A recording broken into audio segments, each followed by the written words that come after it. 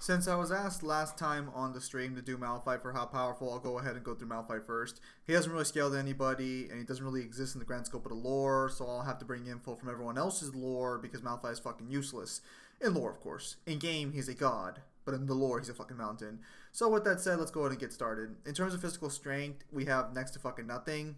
I mean, well, that's not entirely true. We do have a statement in Legends of Runeterra that whenever he slams his hand on the ground, it produces an earthquake. Not a specific statement, but we get the description for I believe the card is called Ground Pound, if I'm not mistaken. Yeah, it's called Malphite's Ground Slam, something along those lines. And we get a line from Chip saying that the ground is shaking, so he can produce earthquakes just by slapping his hand to the ground. This would be his E ability in game. Now, given the earthquake is substantial enough to be felt, and the fact that Malphite has a self-proclaimed statement that he is twice as strong as a mountain, then his physical strength should be at least superhuman. That's just a generic term. That's not the actual versus Battle Wiki terminology, although we will be using versus Battle Wiki terminology for other things. Speed is a little more complicated because, again, Malphite has next to no lore right now, so there are two options you can go with. According to calculations done on versus Battle Wiki, Malphite should be transonic speeds just because of the size of his body, which I'm going to be honest, I don't fully understand because I don't do math very well. At least not when it comes to like inputting calculations and stuff. However, based on his short story, he does seem to be able to catch void creatures, and his entire lore is being able to fight the void.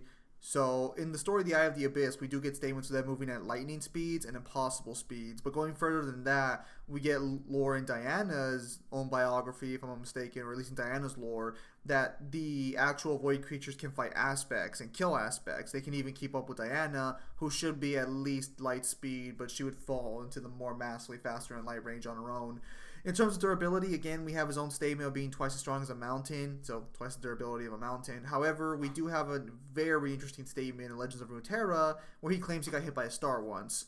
So he tanked a star and survived with little to no difficulty. So he should have star level durability, which does seem to scale fine. Unfortunately, it doesn't scale to his AP because we have the problem of Malphite being a part of the monolith. So in League of Legends, the monolith was a super weapon created by one of the Ascended of Ixtagal. I don't know how to fucking pronounce it. Basically just a fucking elemental city.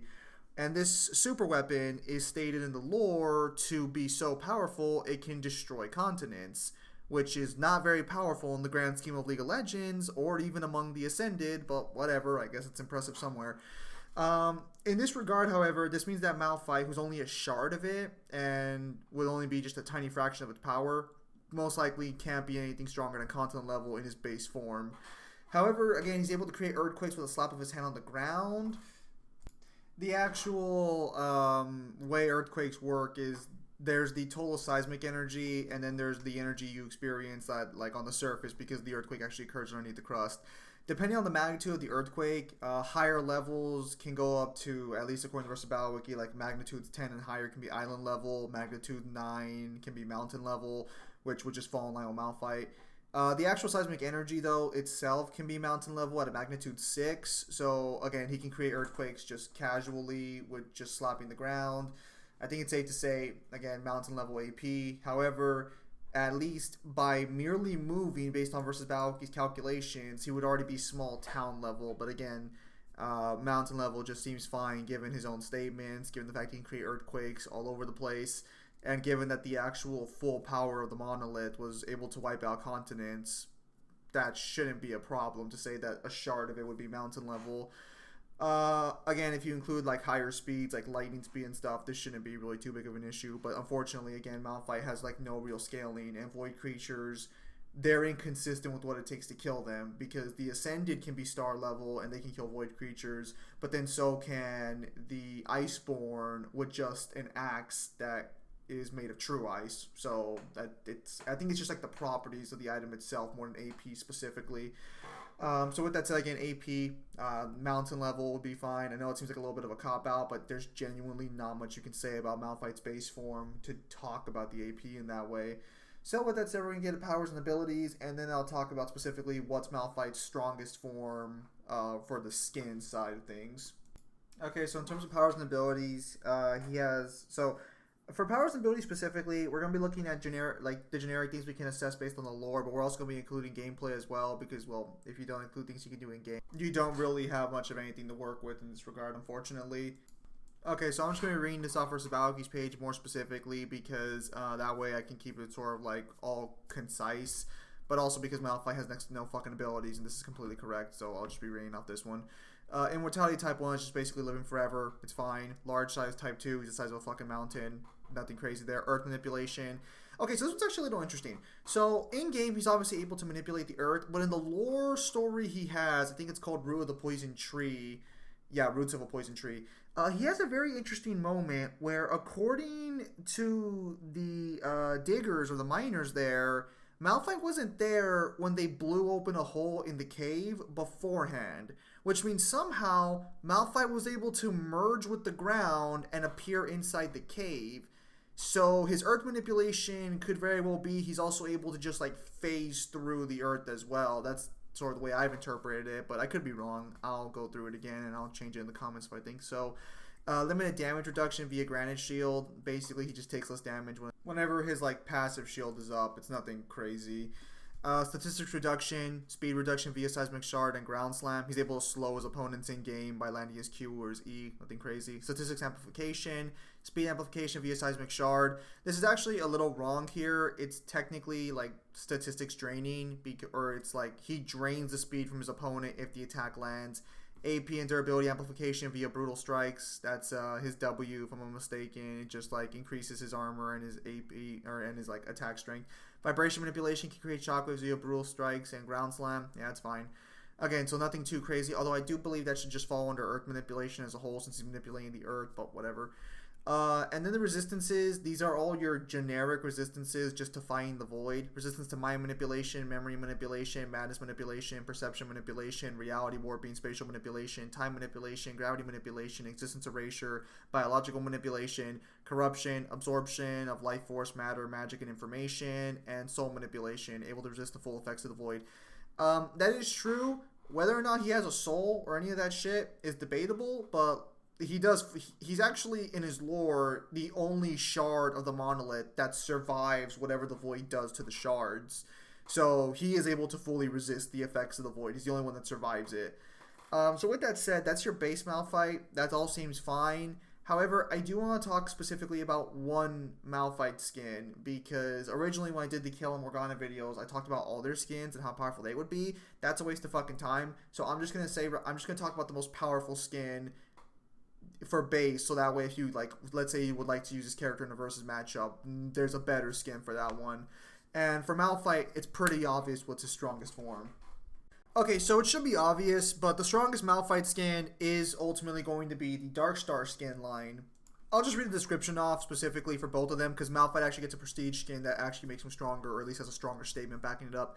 The remnants of a once lush and enormous exoplanet, the Darkstar consumed and reformed the broken cluster of planetary debris into a twisted consciousness, ever pulling into its orbit and unleashing oblivion upon all who cross its path. We'll touch on what oblivion actually means. And then we have the Prestige skin version, which is the exact same skin, just more enhanced. Gilded by the Darkstar's touch and empowered through its radiance. This is confirmed in Luck's side story I'm not going to talk about. Malphite barrels across space, demolishing entire systems and consuming the broken remnants into his immense and twisted forms.